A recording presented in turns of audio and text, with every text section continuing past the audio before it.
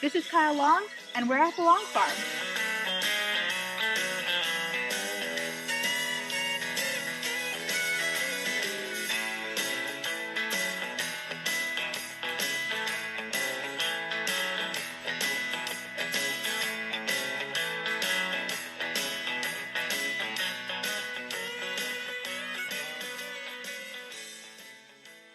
So my name is Kile Long. My grandparents started this farm in 1960.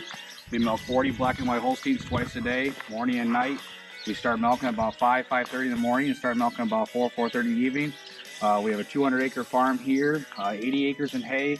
The rest is corn, soybeans, and oats.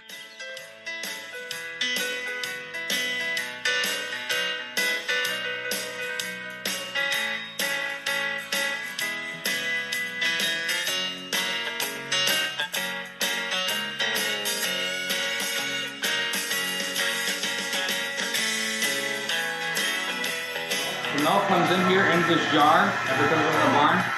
It gets up to a certain point right next to the spring right here. Pump it out, goes up through this pipe into the cooler.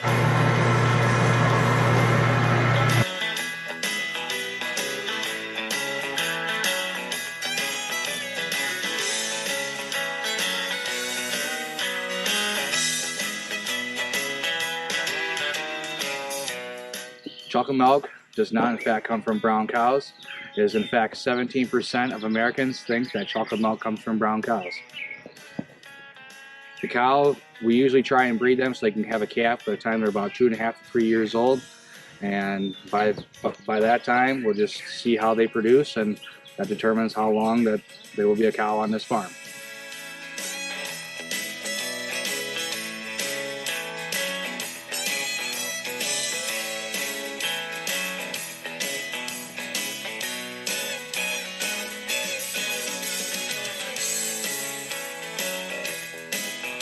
How we do our calving season around here, we do a little bit differently than what some do.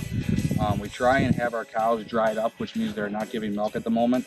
We have them dried up between July and August when it's really hot. That way they're not working so hard to give milk. And then the cows we usually peak into calves between September and November. So that way when they're in the barn during the wintertime, we're feeding them hay, they can peak in milk production. And then in the spring, when they go back out to pasture, they can peak again and then start to taper off. It's just a constant cycle. So what we raise on our farm, we raise corn, soybeans, oats, and hay. We raise 80 acres of hay, 60 acres of corn, and 20 acres of oats. Our cows get fed grain twice a day, morning and night. They get fed haylage twice a day, morning and night, and then they get fed baled hay. We try and do 6,000 to 7,000 small squares of hay a year and about 150 to 200 big round bales, and then we try to fill a 60-foot silo full of haylage. Thank you all for coming out today, getting a visual tour of the Long Farm. It's unfortunate this year we weren't able to give tours because what was going on this year with the pandemic. You'd be surprised the amount of people today that think that milk just comes from a grocery store and doesn't start anywhere before then. Milk does come from a cow. There is actually a part where it starts before it gets to the grocery store. So thank you all for coming out, and I hope you enjoy.